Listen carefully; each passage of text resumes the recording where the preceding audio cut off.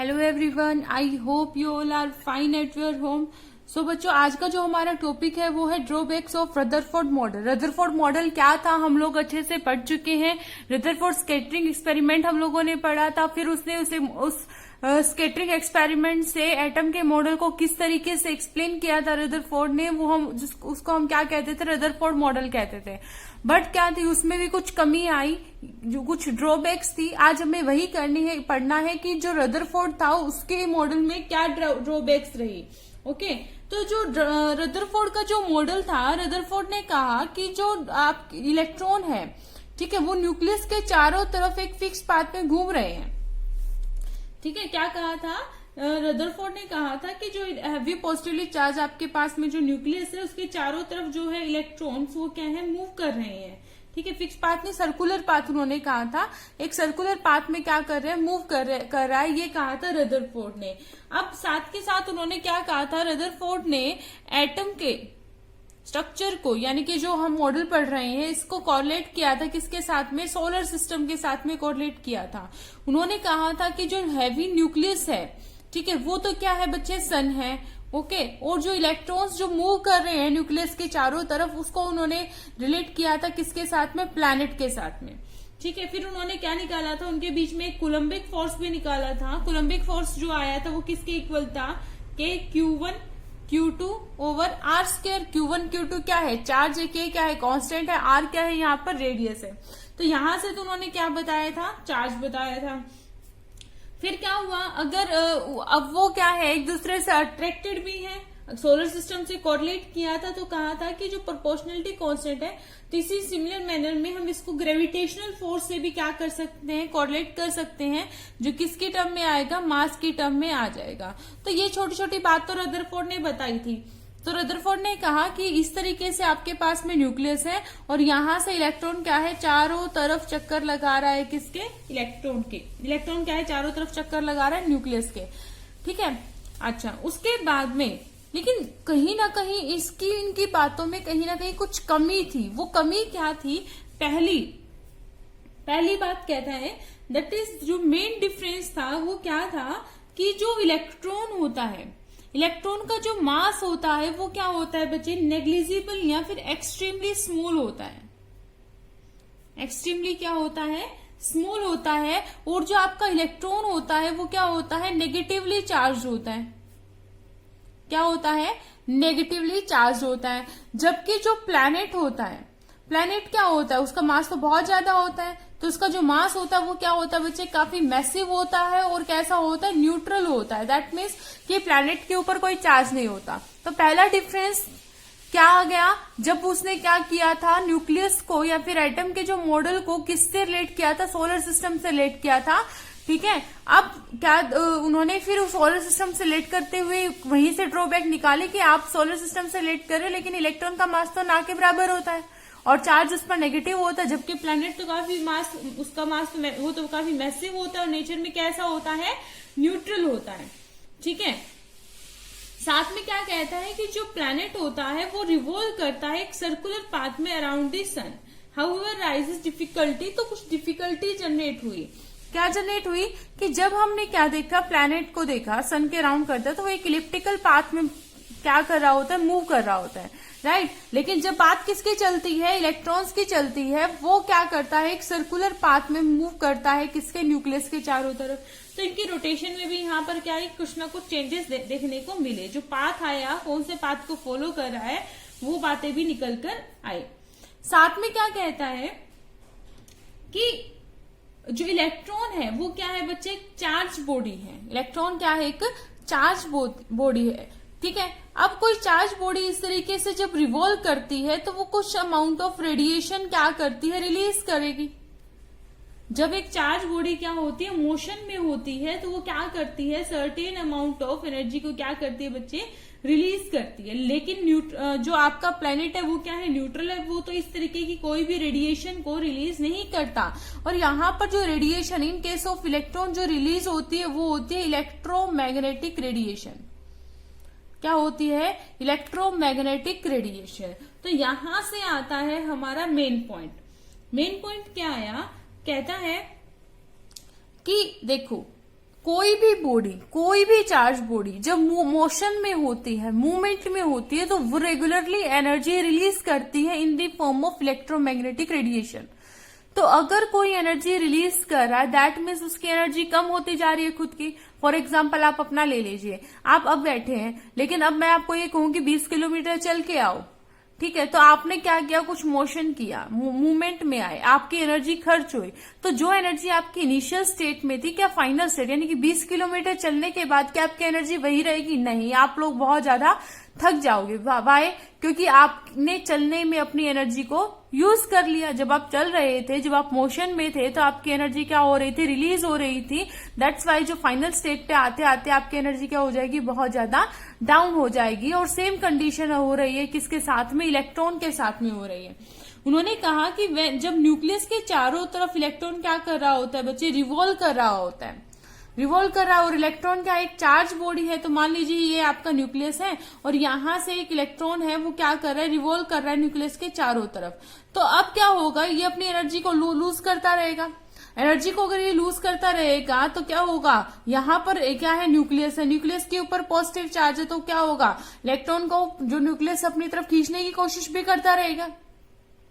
तो ये क्या करेगा, अपनी एनर्जी लूज करता रहेगा, लूज करेगा तो पाथ से नीचे की तरफ डेविएट होता रहेगा और एक ऐसी स्टेज आ जाएगी कि फाइनली, यानी कि आप फाइनली क्या करते हैं, थक कर बैठ जाते हैं ना, तो इसी तरीके से इलेक्ट्रॉन क्या होगा, फाइनली अपनी एनर्जी कंप्लीटली लूज कर जाएगा और कहां पर गिर जाएगा, न्यूक्लियस में गिर जाएगा। ठीक है, यानी कि क्या कहा यहां पर इसने कि when electron regularly move around the nucleus it releases its energy continuously. ठीक है, सो फाइनली क्या होगा, एक ऐसी स्टेज आ जाएगी जो जब क्या होगा कि जो इलेक्ट्रॉन है वो न्यूक्लियस के अंदर जाकर गिर जाएगा। और ऐसी कंडीशन कभी नहीं होती, never happen, it's never happens, ये कभी भी नहीं होता है।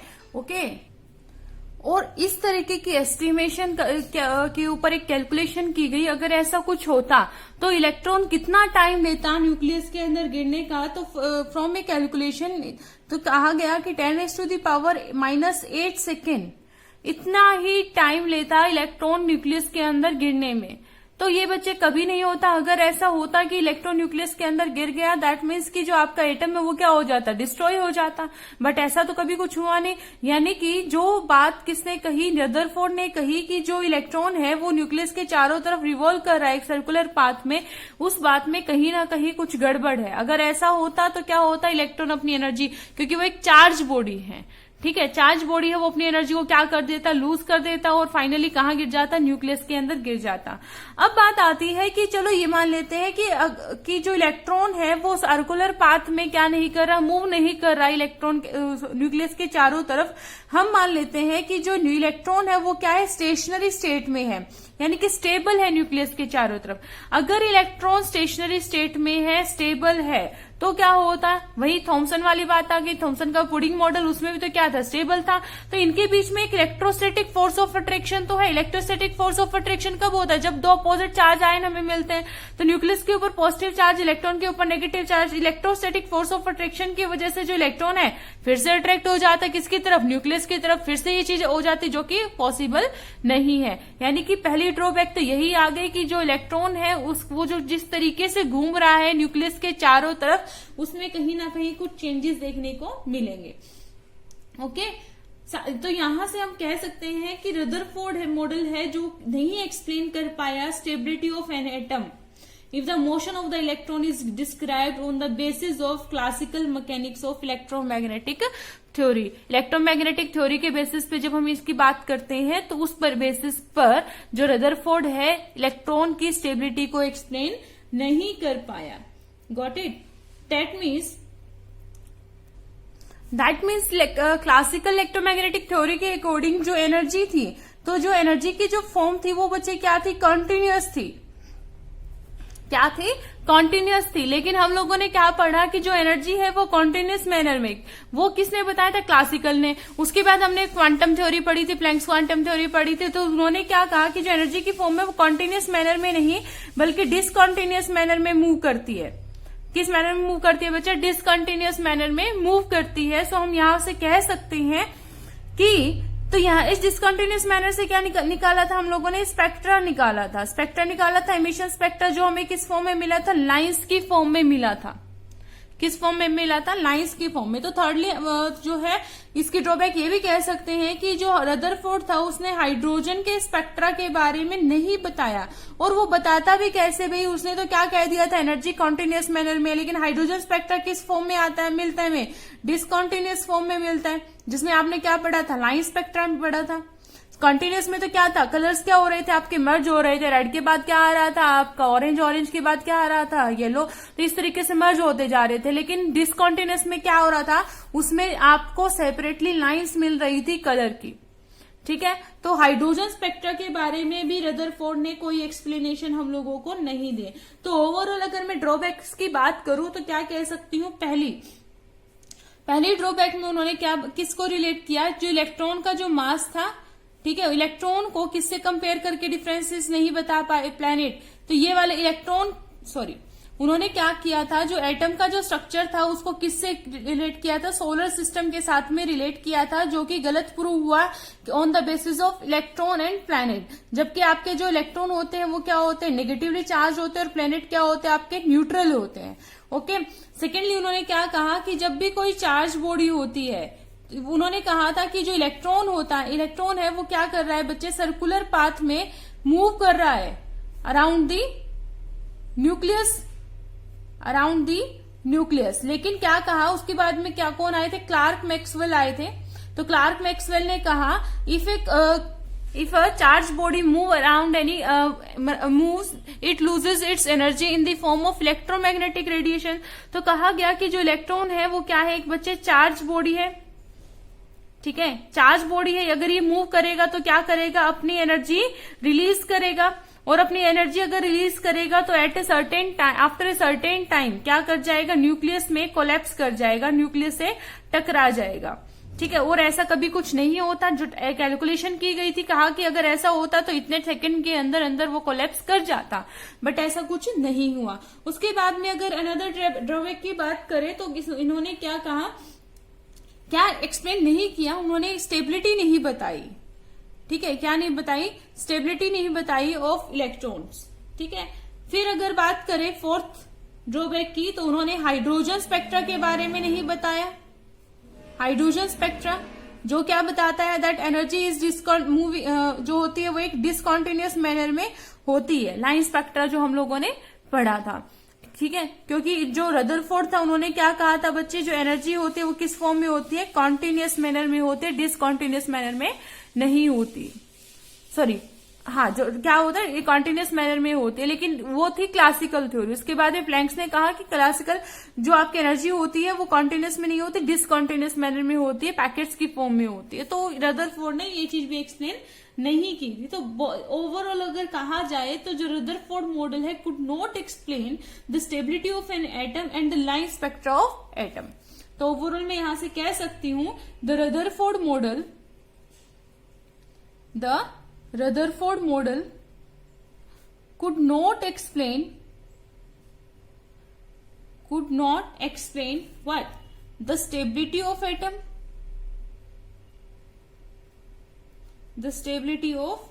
atom, and line spectra of atoms। ठीक है, इसके बारे में एक्सप्लेन नहीं कर पाया। तो ये जो एनर्जी, उसके बाद में एक नया कंसेप्ट हमारे पास आया, रदरफोर्ड की ड्रॉबैक्स आने के बाद में एक नया कंसेप्ट आया, जो था कंसेप्ट ऑफ एनर्जी लेवल्स, और इसको आप बोल सकते हैं ऑर्बिट्स। तो रदरफोर्ड के स्टेबिलिटी वाले कंसेप्ट और लाइन स्पेक्ट्रा वाले कंसेप्ट को ओवरकम करने के लिए कौन आए बच्चे, उनको ओवरकम करने के लिए आए 1913 में एक डेनिश साइंटिस्ट थे जिनका नाम था नील बोर। क्या था, नील बोर, वो आए थे। उन्होंने क्या एक्सप्लेन किया था, जो लाइन स्पेक्ट्रा जो रदरफोर्ड एक्सप्लेन नहीं कर पाए थे, और जो स्टेबिलिटी थी इलेक्ट्रॉन की अराउंड द न्यूक्लियस वो एक्सप्लेन नहीं कर पाए थे, उनको एक्सप्लेन किया नील बोर ने। तो अगर मैं बात करूं, डायरेक्ट बात करते हैं, नील बोर ने क्या क्या पोस्टुलेट दिए थे। तो postulate number 1 of Niels Bohr, कहा an atom consist of small, heavy positively charged nucleus in the center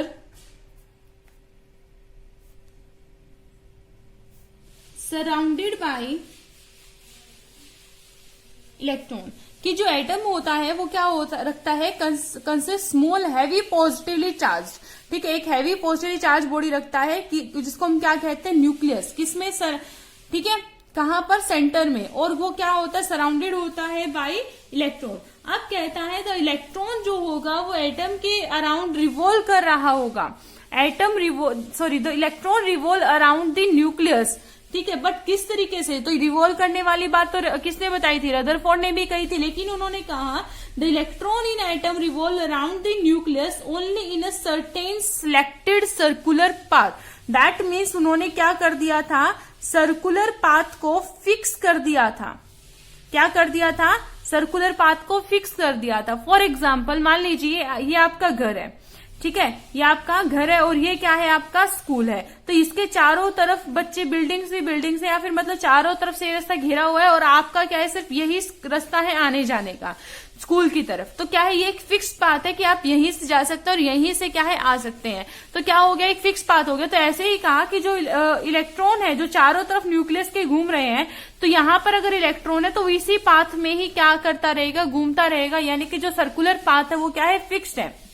और जब तक इलेक्ट्रॉन इस सर्कुलर पाथ के अंदर फिक्स है, मूव कर रहा है, जब तक ये इलेक्ट्रॉन इसी पाथ में मूव कर रहा है, तब तक ना तो वो अपनी एनर्जी को लूज करेगा, ना ही बाहर से कोई एनर्जी गेन करेगा। ठीक है, यानी कि अगर मान लीजिए बाहर आंधी चल रही है, अगर आप जब तक आप अपने घर में हैं तब तक तो आप सेफ है, ना तो आपकी आंखों में धूल जाएगी, ना ही आप उड़ेंगे, ना ही कुछ होगा।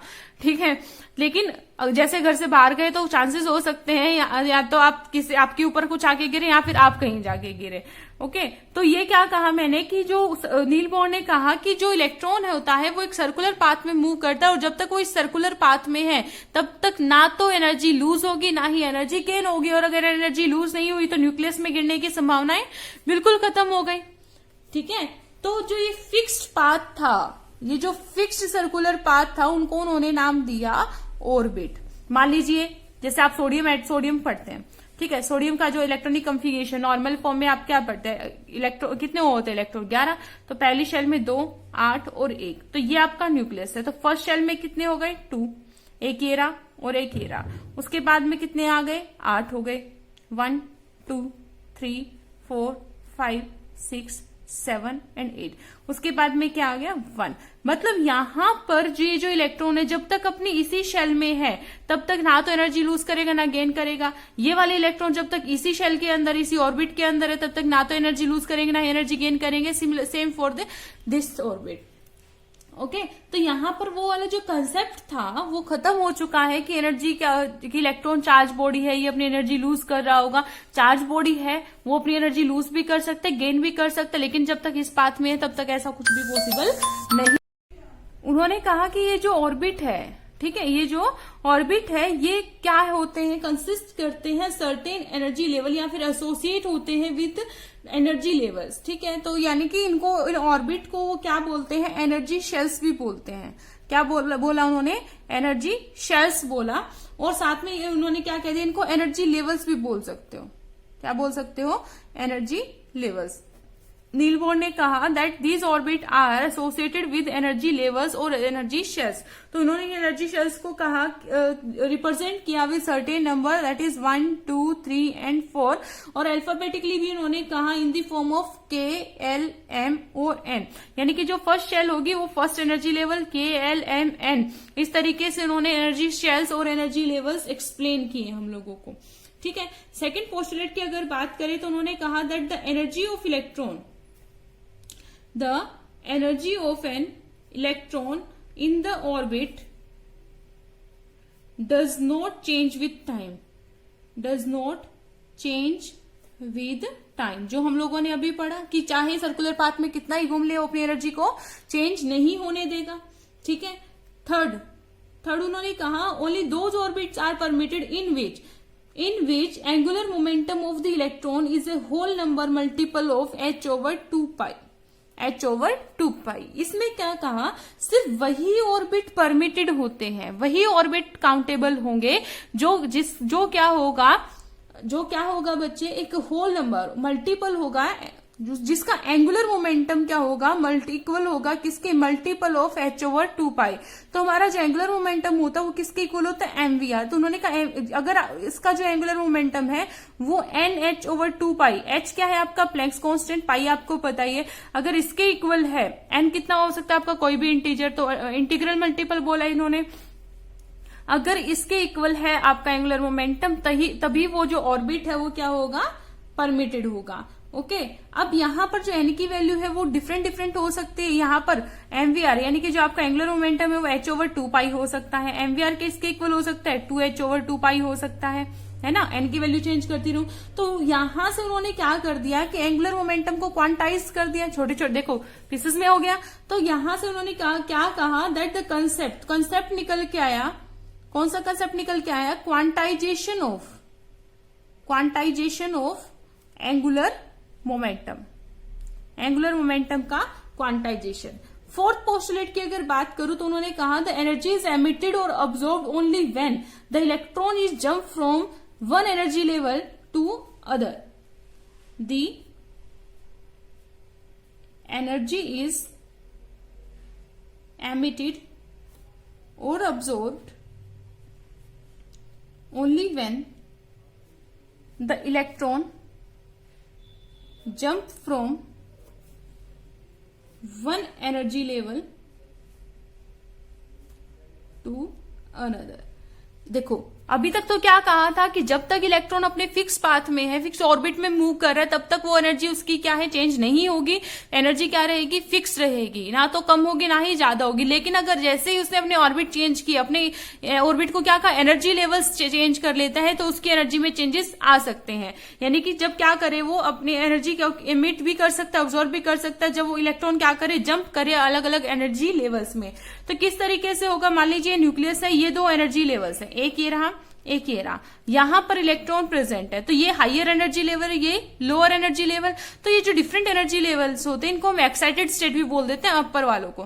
तो अगर ऊपर से यानी कि जब एनर्जी लेवल्स कौन सा है, 2 है, तो एनर्जी लेवल 2 से अगर एनर्जी लेवल 1 में जंप कर रहा है, ठीक है, तो जंप करते वक्त ऊपर से नीचे की तरफ, हायर से लोअर की तरफ आता है, तो जो एनर्जी होती है बच्चे वो क्या होती है, रिलीज होती है।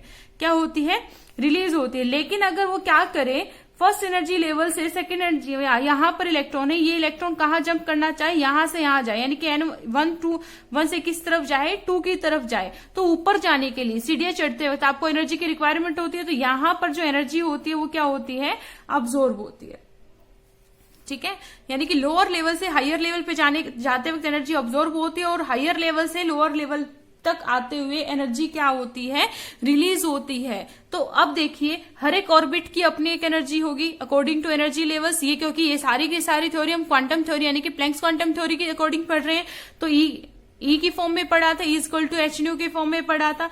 तो इस जो फर्स्ट एनर्जी लेवल, इसकी कुछ एनर्जी रही होगी E1, सेकेंड वाली की एनर्जी रही होगी E2।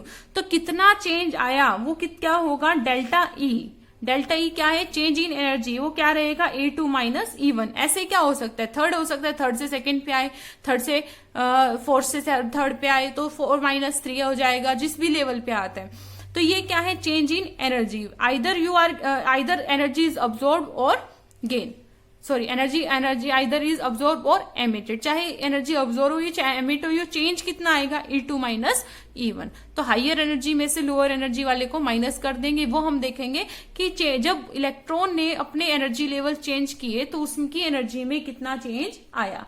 तो ये कुछ बातें थी जो किसने बताई थी, हमें बोर ने बताई थी। उसके बाद में जो बोर का जो मॉडल था उसने काफी सक्सेस भी हासिल की थी। तो जो हमारा नेक्स्ट टॉपिक रहेगा, नेक्स्ट लेक्चर रहेगा, वो किसके ऊपर रहेगा, सक्सेस ऑफ बोर मॉडल के ऊपर। ठीक है, सो आई होप बच्चे यहाँ पर आपको रदरफोर्ड मॉडल की ड्रॉबैक समझ में आई होगी और उससे ओवरकम कैसे किया गया वो भी चीजें समझ में आई होगी। बहुत सिंपल सा कंसेप्ट था। So keep studying, take care of yourself, thank you so much.